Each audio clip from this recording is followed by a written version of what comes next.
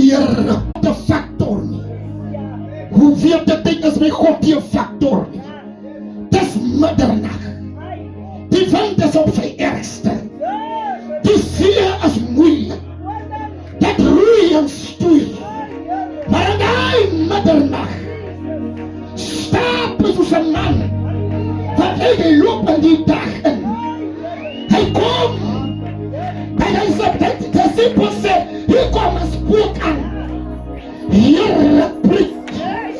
Tyd is ons is onderworpe aan tyd. Maar daar is iemand. Paulus sal sê, as die bassein blaas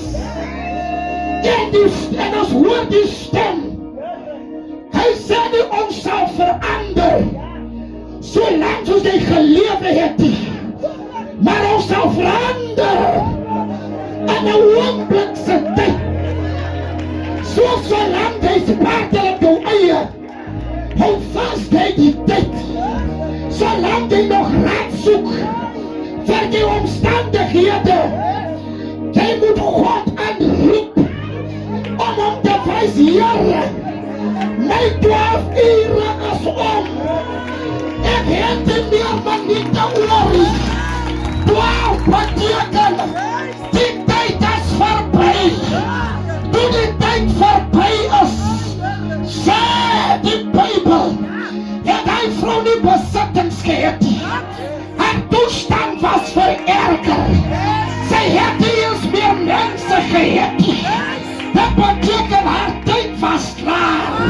Maar toe haar tyd klaar was, hier sy dogter, die tyd van haar lewe het klaar geword.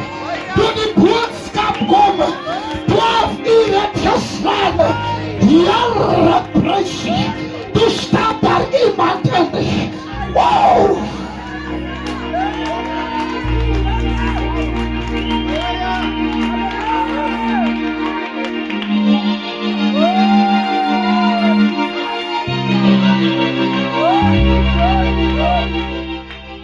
Voor ons slim geword het, die ou oor Moses loop van 1 af tot by 12. Voor ons slim geword het. En as hy by 12 kom, dan begin hy weer by 1. Amen. Voor ons slim geword het, van 13de 4 uur, 14de uur. Amen. En selfs hy 13de uur beteken ook maar net weer 1 uur. Of in die nacht is, of in die